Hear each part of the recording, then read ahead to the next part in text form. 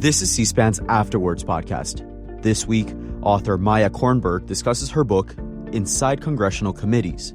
She speaks about the functions of congressional committees and examines their strengths and weaknesses. She's interviewed by American Enterprise Institute Senior Fellow, Kevin Kosar. Welcome to Afterwards. Thank you. Thanks for having me. I'm excited to be here. Well, I quite enjoyed your book, Inside Congressional Committees, and we're going to talk about it. But first, let's talk about you and the path that led you to writing this book. You trained as a political scientist. When in your life did you first take an interest in politics, public affairs, governance issues? And when in your life did that interest hit the point where you decided, I think I want to do this for a career or a profession? So I've always been interested in democratic institutions and how we can make them work better for the people that they're meant to serve.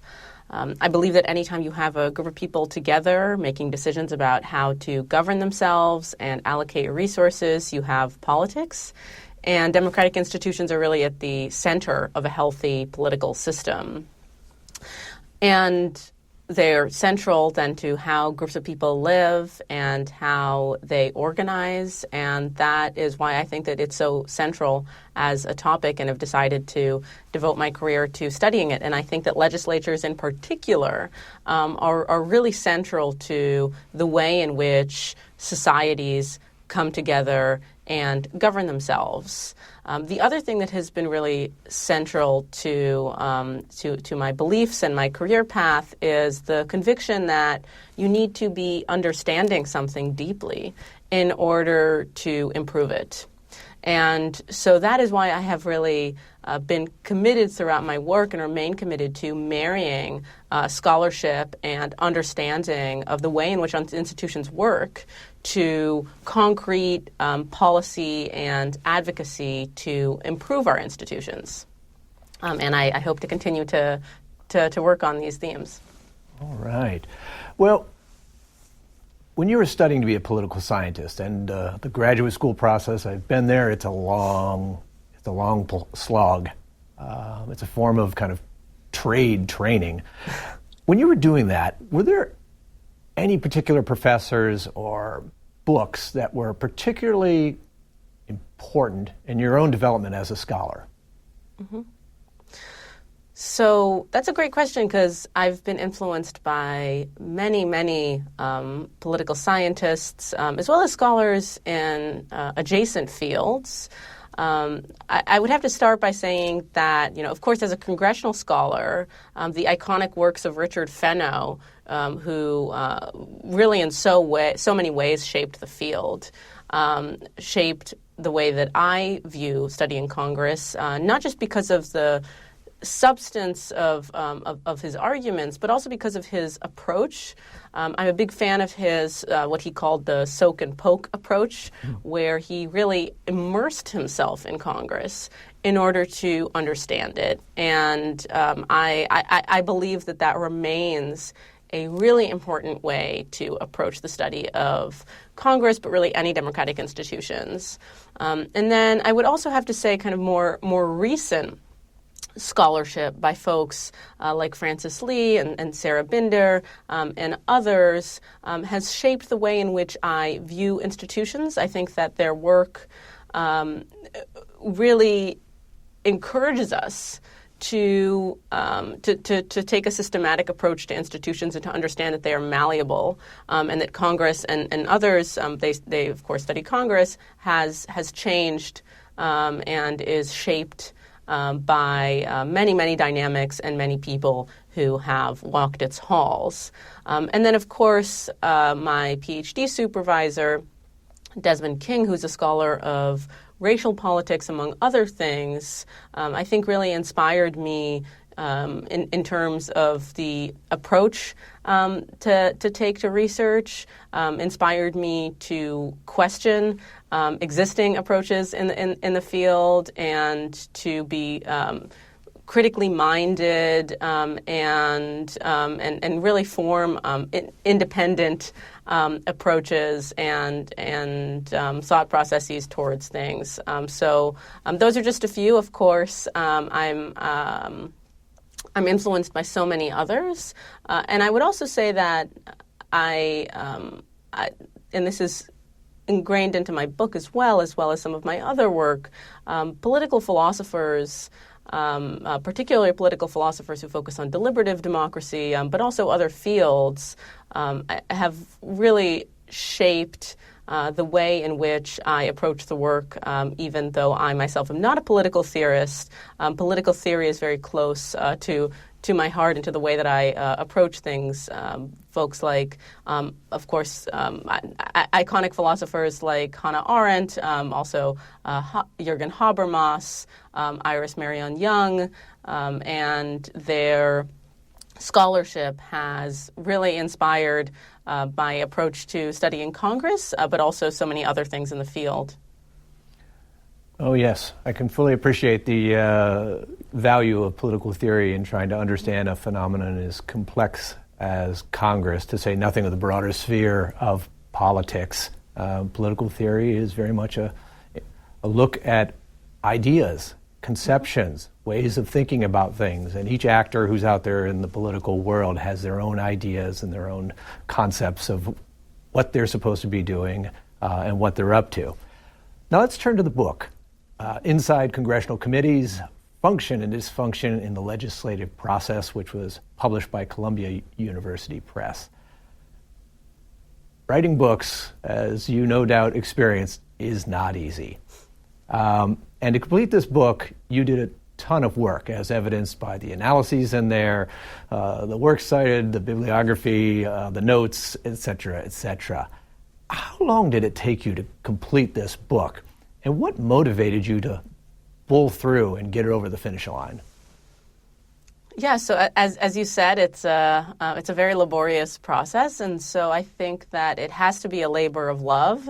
As cheesy as that might sound, I think that you have to really genuinely enjoy the process itself, and I genuinely enjoyed learning about Congress and the way it works. I was also really inspired by the people that I interviewed who are in Congress, getting a chance to interview staffers and members and other folks who are involved in the process really inspired me, and I enjoy just learning from them about what they do. But, it's not all romantic. I also think that the process requires, as you said, a lot of conviction and a lot of hard work.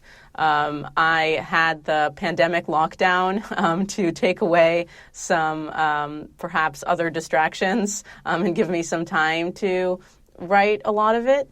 But of course, it also takes a lot of writing and rewriting and a lot of encouragement and support from others, which I was lucky to have, from mentors and fellow scholars and friends who were really instrumental in not just encouraging me to continue, but also in giving early feedback and in greatly strengthening the book as it took shape. And was this a book that grew out of your thesis or dissertation that you produced in the course of advancing to get your doctorate?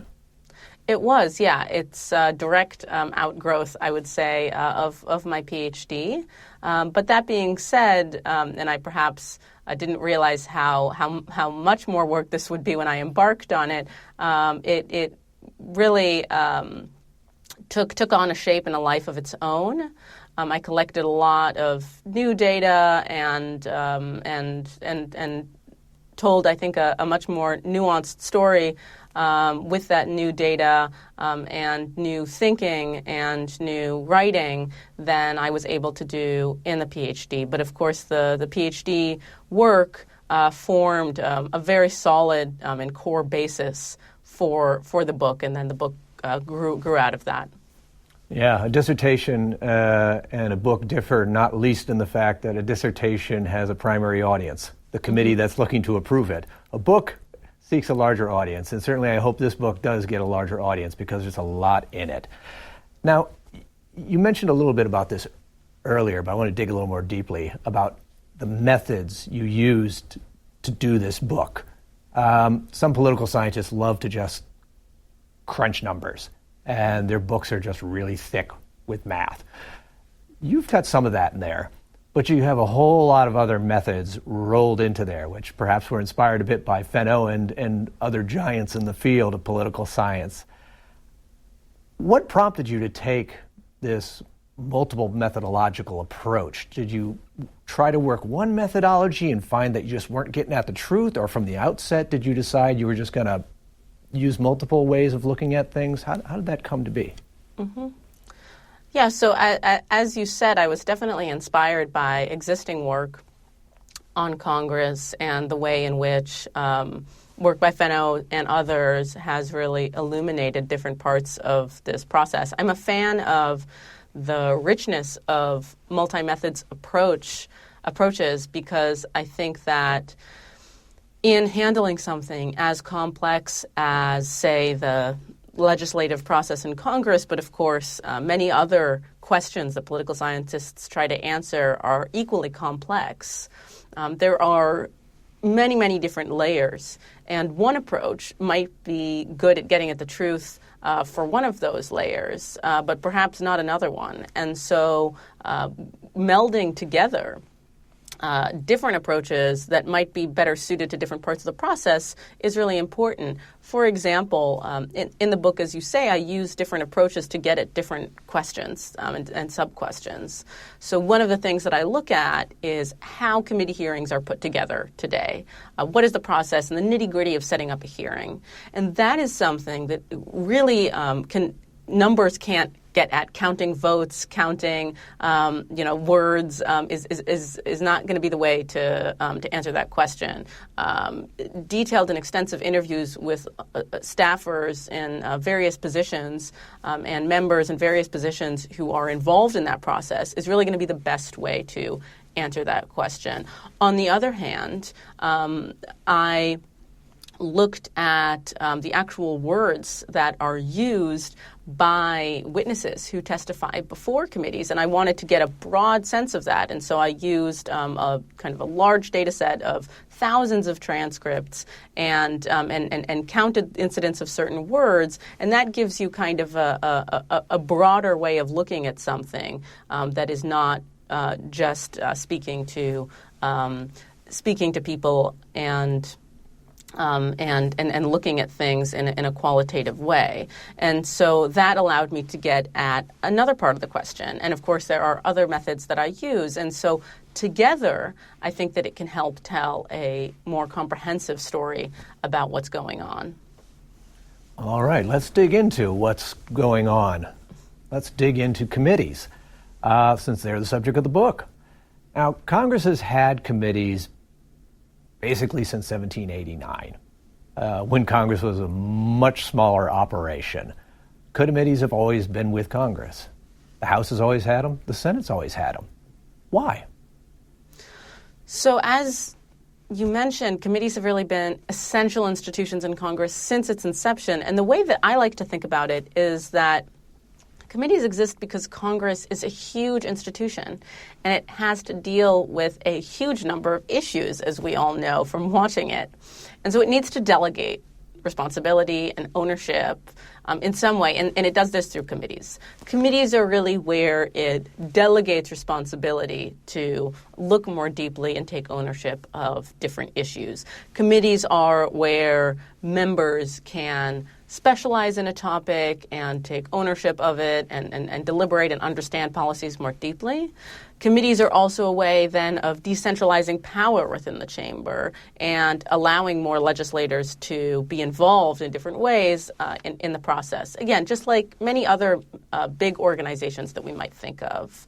And in terms of how committees actually function in the process, Congress, in what we I think many of us know as regular order situations. A bill is introduced in the chamber, it is then referred to the committees, and then the committees do the actual work of having hearings with witnesses and amending and marking up the bill, and then they will send it back to the floor for a final vote. But traditionally, committees are where a lot of that in-depth policy formulation work is designed, at least to happen in Congress.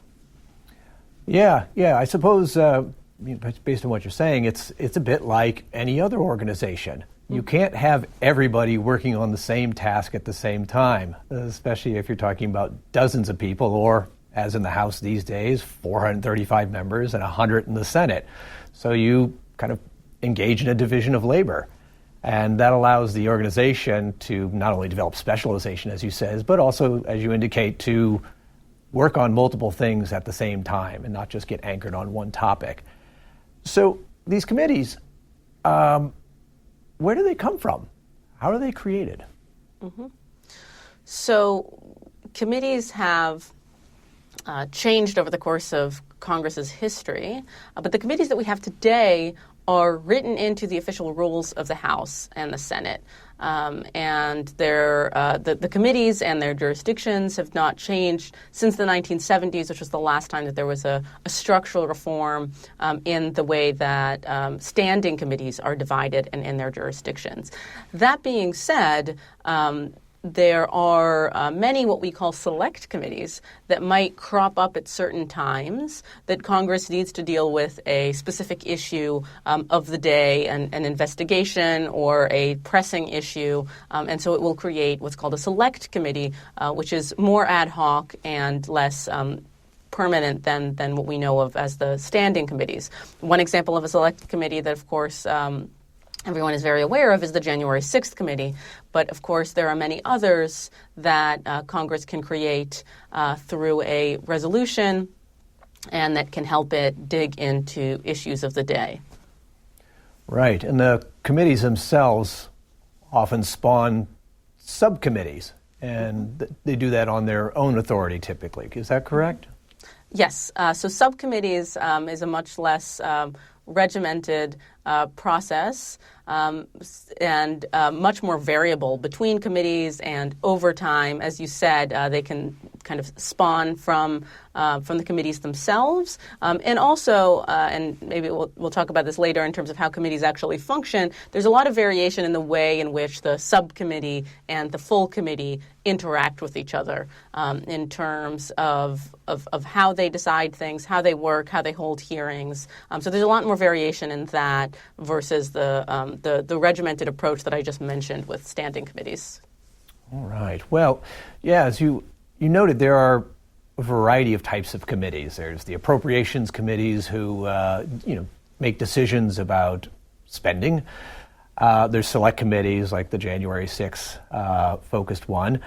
There are also joint committees where the House and the Senate have both legislators will be sitting together and making decisions together. Your book focuses on authorizing committees. Why? And while you're at it, could you explain for viewers, what do the authorizing committees do? Mm-hmm. So that's a great question. Authorizing committees do what it sounds like they do. They authorize legislation related to agencies, and so they can decide where and what money can be spent, but appropriations bills are really what decides how much is going to be spent. And as you said, then that changes the nature then of the kinds of hearings and the kinds of work that appropriations committees will do versus authorizing committees. And so in wanting to understand the kind of substantive and policy formulation discussions that are happening in Congress, that is why I focused on authorizing committees as the focus of this book, in understanding kind of where legislation is authorized, how these policy debates happen, and who Congress listens to and how they listen to them in having these policy formulation debates. Well, if I could just follow up on that. So you were looking at the authorizing committees, and these are the committees that they're writing law. Mm-hmm. They're the ones who are deciding policy. You looked at a bunch of them, but just for the viewers' sake who haven't yet read the book, which committees did you look at in each chamber? Can you name a few of those? Mm-hmm. Yeah, so I looked at a few different committees in each chamber, and committees that varied in terms of their policy expertise and jurisdiction, and in terms of the relative degree of partisanship of the committee, and that's something that I can touch a little bit more on, but committees vary in how partisan they are based on their history and their culture and their topic, and varied in terms of the desirability of the committee. So some committees are what's called A-list committees. They're the committees that everyone wants to be on and will engage in differently than committees that are less desirable. So for example, in the House, I looked at the House Ways and Means Committee, and that is an A-list committee. I looked at the House Science Committee, which is perhaps a less desirable committee, but one that has a very specific subject matter expertise that I wanted to dig into. In the Senate, I looked at committees like the Senate Foreign Relations Committee, which is known as a more bipartisan committee, but also the Senate Commerce Committee, the Senate Judiciary Committee, really a few different committees in each chamber, which allowed for an exploration of different kinds of hearings and also different kinds of topic areas, relative levels of partisanship, relative levels of desirability, and I just named a few, but there's other committees that I look at in the book, and to get a sense of kind of the scope and the breadth of different conversations that can happen. Yeah, you referenced A-list committees, the idea, there's some committees that are considered better than others. Mm-hmm. What makes one committee more desirable to be on than some other committee? They're all making laws, right? Mm-hmm. So there's a number of different issues that can affect what committees members are wanting to be on. But I would say that one of the key factors is the relative power of those committees to be involved in the process.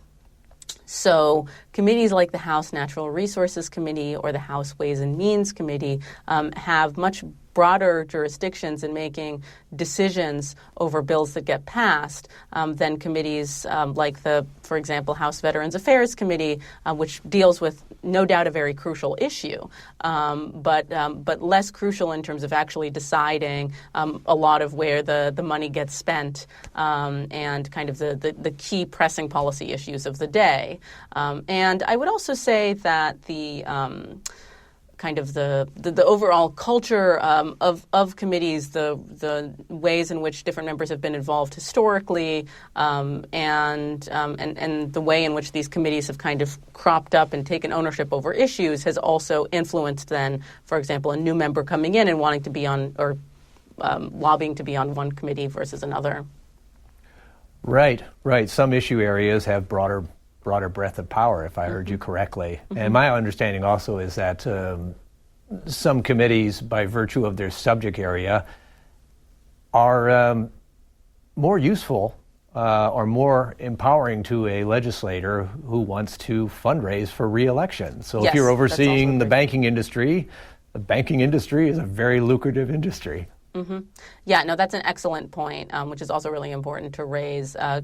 As we all know, money is deeply embedded into the political process, and committees are definitely included in that. And so, being on a certain committee can help fundraise, and also the way in which, and there's been some research on this, not by me, but by other scholars, the way in which you have fundraised for the party in the past also can help you get on a certain committee when you're trying to make the case to party leadership, for example, that you need to be on a committee. So it's deeply embedded in that process.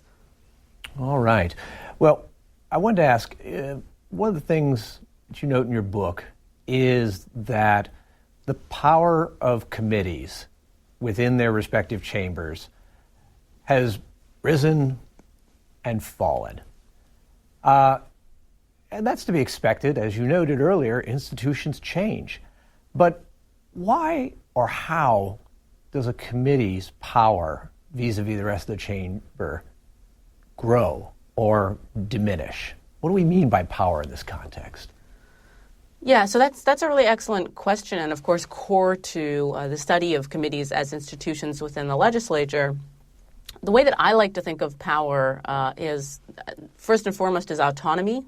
Do committees have the power to be deciding their own agendas and the committee leaders deciding those agendas and the members versus the party and the party speaker and party leadership deciding that agenda for them? And what we've seen over the past several decades is that committees have increasingly less autonomy as a result of a number of different reforms that have happened over the past several decades. And power has become much more concentrated in the speaker and also in lobbyists and, of course, other stakeholders, but within the chamber, within the speaker and the party leadership, and less so in the committees. And we see this also in the way in which committees have been involved in the process. So earlier on, I spoke about regular order. And that is traditionally the way in which Congress is meant to legislate. A bill is introduced and then it is referred to the committees. But increasingly we see committees circumvented by the speaker. Bills are pushed through with very limited time for committees to hold hearings and dig into an issue before the bills are pushed through to a vote, which really strips them of their legislative power. And I might also highlight in terms of their autonomy that they used to have a lot more staff that allowed them to really form the kind of expertise that is necessary in order for the members of that committee to specialize and learn and understand the different angles of an issue in the way that I explained earlier committees are meant to help them do. So Congress has several thousand fewer staffers now than it did a few decades ago. And it also relies on a smaller subset of support agencies. It used to have agencies like the Office of Technology and Assessment that also helped it understand issues. And so when Congress and its committees do not have that power, it also makes it easier for the speaker and the party leaders and lobbyists to be controlling the process, and leaves less space for committees and their members to be really pushing and deepening the policymaking conversation. That's true. That's true. It was one of the startling finds when I first started studying congressional capacity, is that the number of staff in each chamber is down significantly, particularly in the House, since the 1980s. And then you have these legislative branch support agencies like Government Accountability Office, Congressional Research Service, CBO, and as you referenced, the no longer existing Office of Technology Assessment. The cohorts of almost all those agencies have also gone down. Yet, of course, the size of government and the complexity of government has grown. So you've got this delta forming between the number of people who can study up and be expert and understand government and perhaps direct it going down, and the size of government going up. Now, that brings us to a central thing that committees do, which is conduct hearings. What are the purposes, plural, of hearings? Mm-hmm. So there's many different purposes of a hearing. The chair of a committee is the person who gets to set the agenda in terms of what hearings really happen. And there's a number of reasons why a chair might want to hold a hearing. Perhaps they want to just, as a committee, gain insight and start gathering information about an emerging policy issue.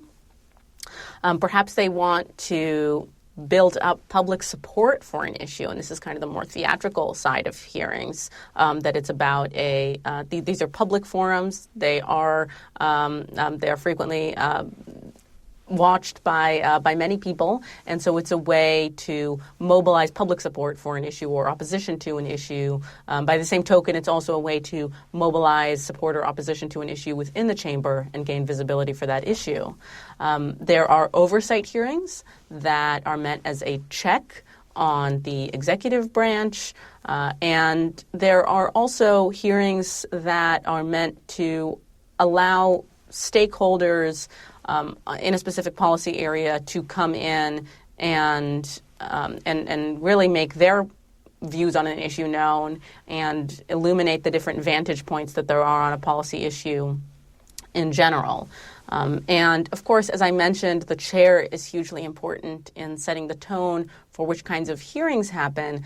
And so for that reason, the chair might have specific issues in his or her own district and other parochial interests that might also decide what hearings that committee is going to hold. One of the staffers who I interviewed in the book I think framed it nicely. He said that hearings can be proactive or reactive. So hearings can be meant to be getting ahead of an issue and understanding, as I mentioned at the outset, kind of gaining some initial insight or understanding of an issue, or they can be reactive. They can be reacting to something on the ground and wanting to engage with it in a certain way, either to gain publicity for it, or to make a statement known, or to react to it in a certain way.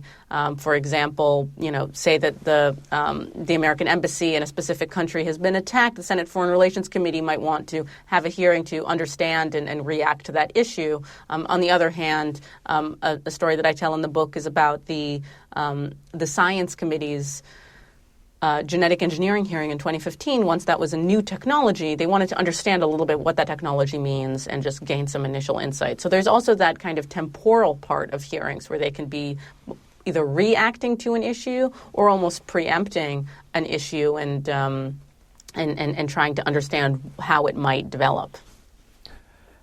Yeah, and one thing that anyone who reads your book is going to come away and appreciate is the extent to which participating in the committee process is a vehicle for learning for legislators. I think we tend to forget the fact that representative democracy is an exercise in amateurism. You don't have to be a policy wonk to get elected to Congress. And even if you are, when you come to D.C., you're going to be assigned issues that are outside your wheelhouse, things you've never thought deeply about. And you're going to be expected to become expert in them. One of the legislators you quoted said that being in Congress was a bit like going back to college because there was so much learning involved. And another anecdote that was in your book, one of the interviews you did with somebody in Congress, showed a member who was involved in a hearing about veterans' families and how they were reliant upon the SNAP program, the food benefit formerly known as food stamps. And I think that's just such a rich anecdote about this learning process. I wonder if you could share that. Mm-hmm.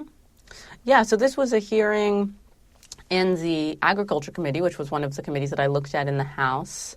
And it really brought in different folks to talk about the many, many different issues that are involved in SNAP, the Supplemental Nutrition Assistance Program of the government known as food stamps.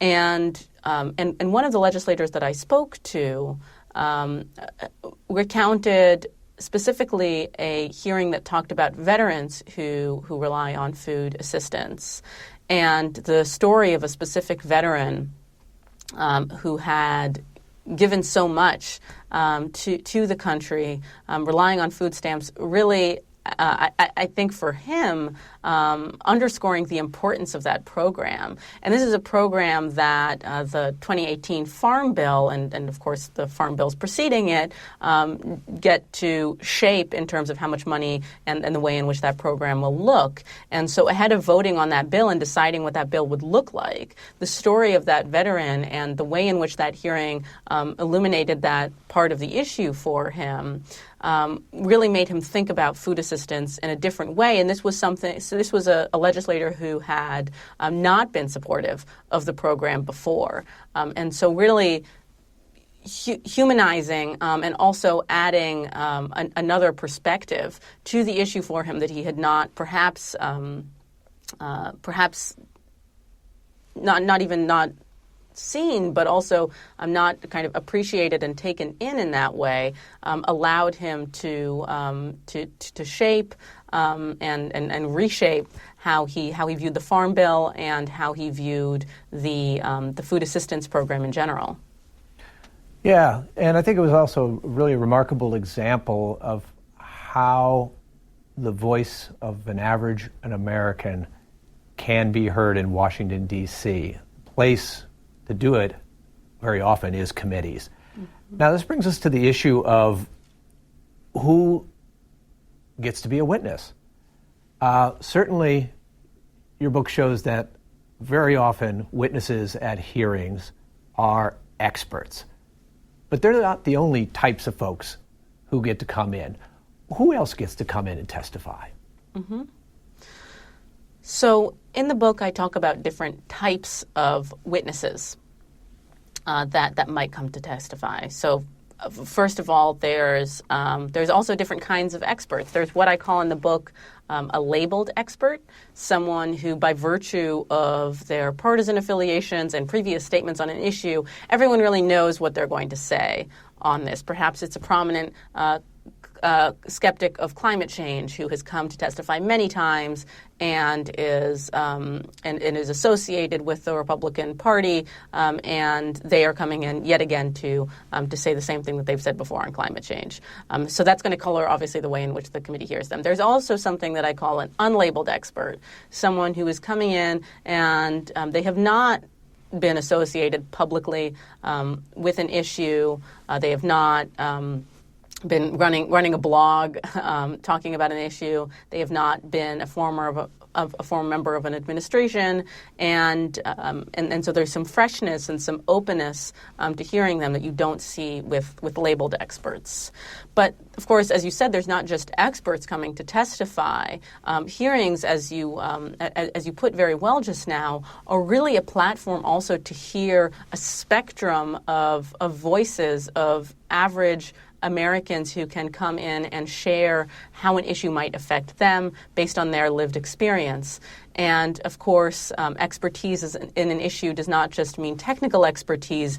Expertise also means lived experience and understanding of an issue that affects you. So there's folks who I call in the book personal storytellers, who are sharing from their personal experience.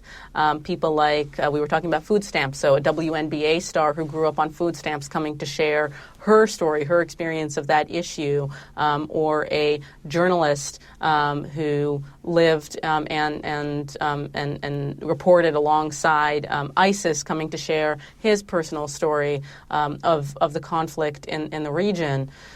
So those witnesses are also an important part of the process. And interestingly, I ended every interview by asking members, can you tell me a story of a witness who stuck with you, any story in your years in Congress? And almost every single one told a story of of what I would call a personal storyteller, someone who came and told their experience of an issue, and that is what really sticks with members. And I think that really underlines the importance of those kinds of witnesses. Of course, there are also a fourth type of witness, which I call in the book a spokesperson for an issue, and these are people, I mean, we can think about them as, and again, the food stamp hearing is just fresh in my mind because we've been talking about it. So in that hearing and in the course of the conversations about the Farm Bill, you had folks coming to testify who were advocates or worked in hunger relief agencies and programs to come and speak about their vantage point and about the communities and the vantage point of the issue that they represent in their everyday work and that they advocate for as a spokesperson for that cause. So there's really a richness of different kinds of witnesses that can come to testify, and as I've been explaining, they each bring a different layer to an issue. And of course, in making complex policy decisions, all of those different layers and all of those different vantage points are really important to really deliberating about a specific policy. All right. Well, hearings, they don't throw themselves. They don't occur naturally. they rely heavily upon congressional staff. Can you talk a little bit about what staff do to make hearings happen? Mm-hmm. So staff are really highlighted in the book and showcased as the backbone of the process. Staff do, I would say, it's not overstating it to say that they do almost everything. The chair might decide, as I mentioned, on an agenda for a hearing, depending on their relationship with the staff. Obviously, the staff might have more or less power in deciding themselves what hearings to hold. And then the staff will really decide what witnesses come to testify, again, in consultation with the chair and the ranking member. They'll decide how to brief members of the committee before, and they'll decide how they're interacting as a majority and a minority staff. And one of the things I highlight in the book is that staff relationships and really the informal norms of committees are hugely important in deciding what kinds of witnesses can come to testify and how the committee as a whole approaches a certain issue. And so it's the staff networks and expertise that decides which witnesses come to testify, and it's the staff relationships that decide how they're interacting with the kind of the minority and the majority staff in making those decisions. And lastly, I would highlight that my book talks about how lobbyists are involved in this process. And so it's staff expertise, at least in part, that also is instrumental in either forming kind of the soft underbelly that exposes the process to infiltration by lobbyists, or in bolstering the committee process against this. So staff who are kind of more expert on an issue might be less easily manipulated by lobbyists who are trying to come in and suggest witnesses and give information ahead of a hearing, and all of the things that, of course, it makes sense for lobbyists to do. So staff, their relationships, their identity, their networks are really, really critical to deciding really everything about how a hearing ends up happening and how the members are going to be informed ahead of that hearing and who is going to speak at that hearing. Yeah, that gets at a theme that's kind of recurrent throughout the book, which is, it goes back to the old saying of knowledge is power. Mm-hmm. And if you have members who are brand new to the chamber, lots of rapid turnover, thanks to elections, and if you have staff who are brand new to their jobs, in terms of being able to understand policy, to understand what the executive branch is up to, or what, the pharmaceutical industry or some other aspect of society is doing, and whether it's good, bad, or worth looking into, they're not well prepared to do that. And so having expertise embedded in the legislative branch is an important thing because, as you highlight, some of the smartest people in this town are lobbyists. These are professionals who know an awful lot, and their job is to use that knowledge and exert it as power. Mm-hmm. Now, committee staffs and relationships, who chairs the committee, who's the minority leader of a committee. As I read your book, it really emphasized to me that ultimately this is a bunch of people getting together and having to figure out how much do they want to collaborate and how much do they want to coordinate. What should we focus on? Well, that's up for grabs. Mm-hmm. What should we work on first? That's indeterminate too. That has to be hashed out. And of course, different people are going to want to have larger or smaller voices in the process of deciding that. And, people's noses get out of joint if they don't feel like they've been consulted. When you looked at committees, did you see collaboration happening a lot? Did you see coordination that was doing good things? Mm-hmm. Yeah, so as you're saying, there is a huge amount of variation in how and how much collaboration is happening. So on the staff level, which we were just talking about, there's official rules that might entitle the minority to one witness in a hearing, that entitle the minority party to a specific amount of notice before the hearing. But frequently, when there's good relationships and long-standing relationships between the minority and the majority staff, who, by the way, might switch, as parties lose and retake control of the chamber, the same staffers might be in the majority once, then in the minority. So if they have good relationships, then the majority might give them more notice and more say in who's coming to testify in the hearing. In some cases, when there's good relationships, and particularly on less fraught topics, there might even be a collaborative committee approach to deciding the whole panel of witnesses together versus having X amount of majority witnesses and then one minority witness. So that's on the staff level. But another thing that I talk about in the book is the relationship between the chair and the ranking member, really in setting the tone and the culture of a committee.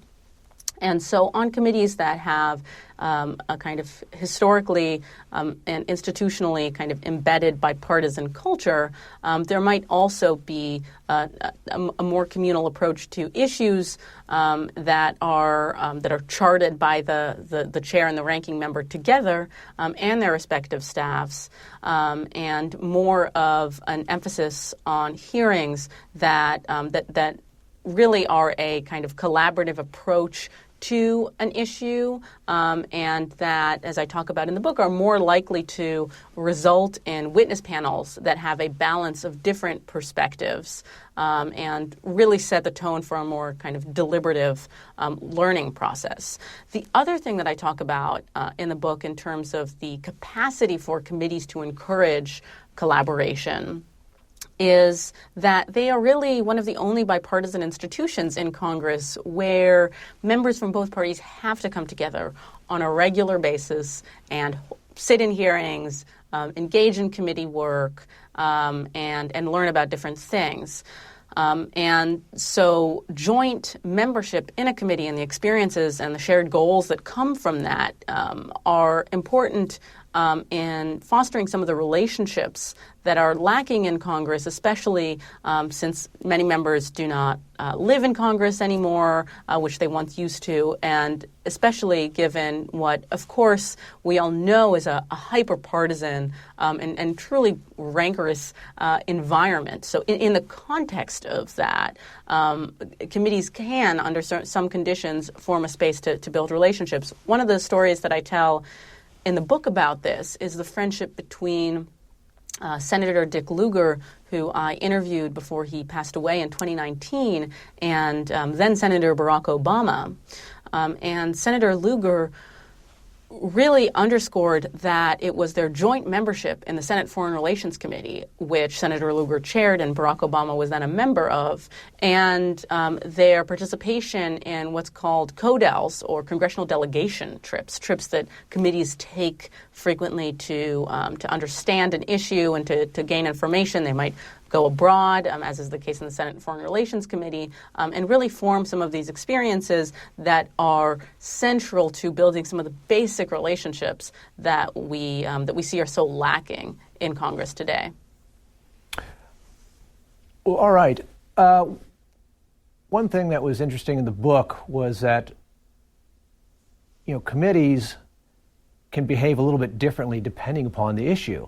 Mm-hmm. Some issues are highly polarized, highly charged, and they have, value for legislators who are trying to seek re-election.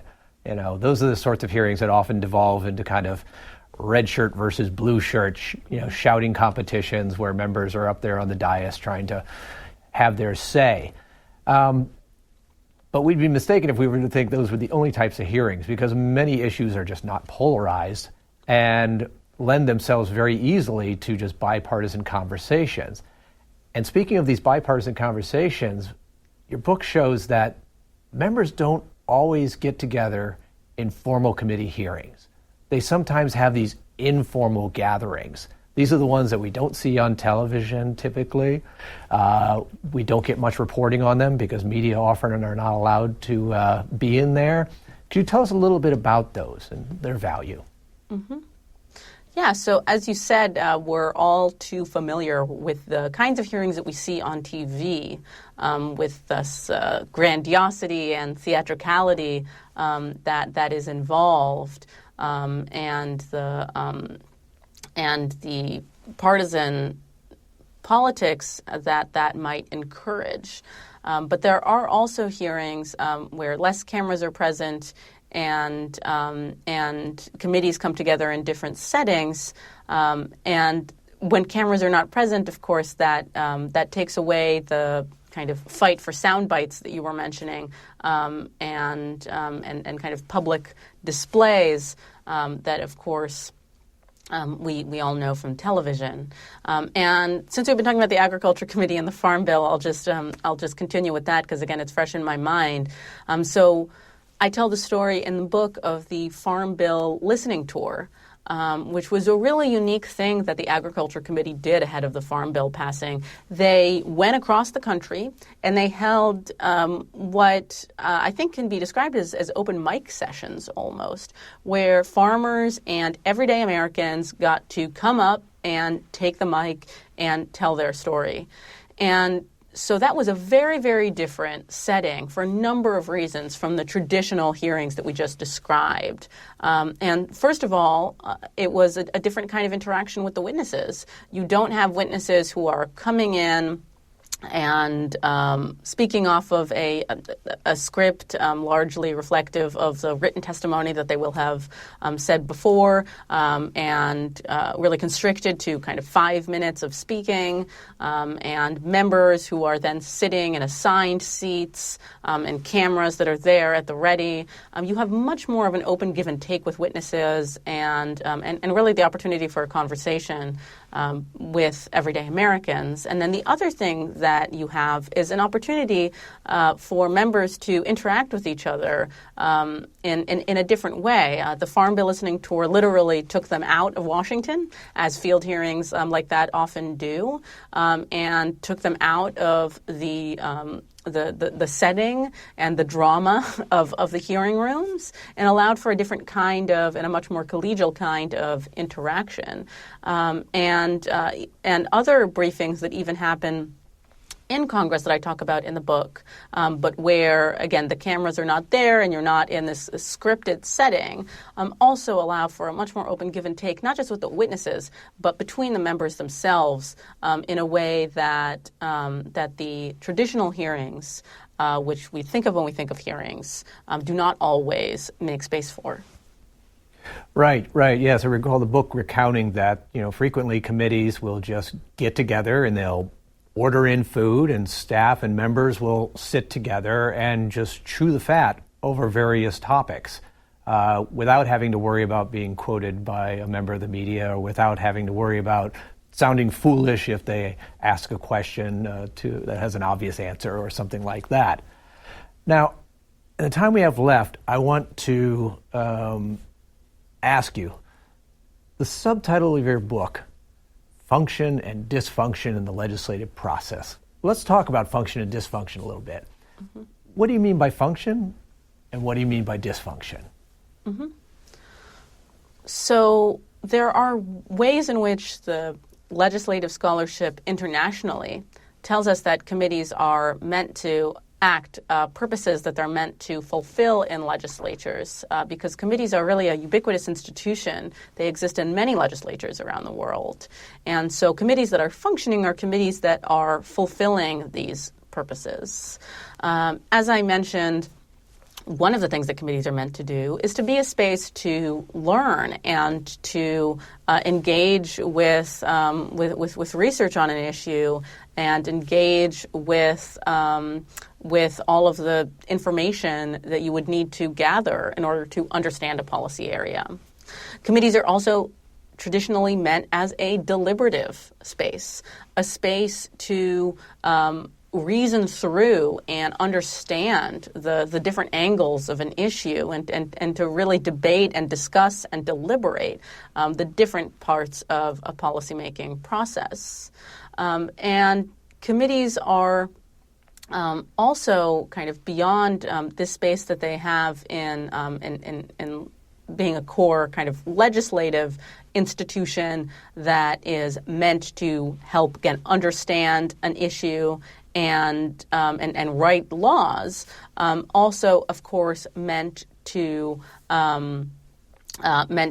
oversee the executive, help the legislature oversee the executive in many parliaments, and have oversight hearings and help kind of rein in the power of the executive. So they have this kind of legislative purpose of understanding policy issues and of helping move forward and write bills. And then they also have an oversight purpose where they are an instrument of the legislature to be holding hearings and engaging in other work that will help it oversee the executive and check executive power.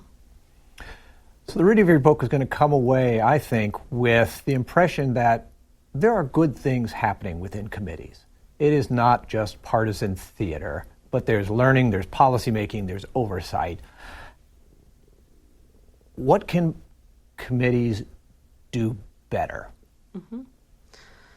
Right. So as you mentioned, there is definitely, when you unpack the process and look under the legislative hood, as it were, there's some of the mechanics are still working. But of course, there's a lot, as we know all too well, that still needs to be improved. So one of the things that I talk about in the book and that we've mentioned throughout this conversation is really the centrality of the staff. Committees do not have enough staff, and Congress does not have the staff that it needs to do its job. It has not just, as we mentioned earlier in the conversation, fewer staff than it had. It also has fewer staff relative to the executive that it is trying to rein in, and that it needs to have its own independent sources of information and ability to stand up against in a strong democratic system. And so it really needs staff. It also needs staff with the necessary expertise, as we were mentioning, who have the training to understand things. And it needs staff that are representative of the country.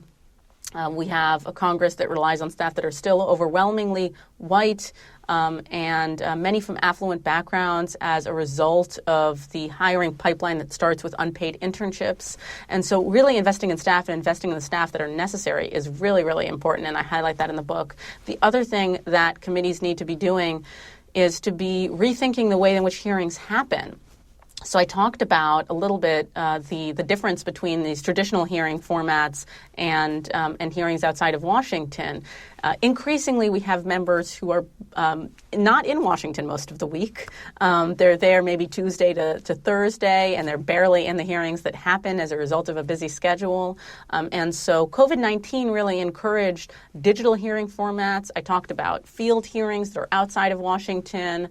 So there's different ways to be held in hearings that both might make it more accessible for members and respond to what is the contemporary kind of schedule that many members have.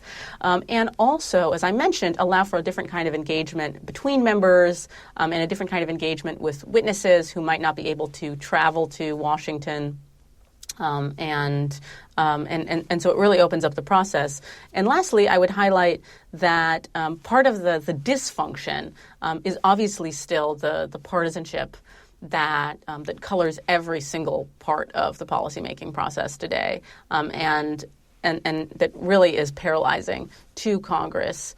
So committees, as I mentioned, have the potential to encourage bipartisanship under certain conditions, and committee leaders can lean into this and create more spaces like congressional delegation trips, but also more bipartisan working spaces for staff and bipartisan engagement of staff.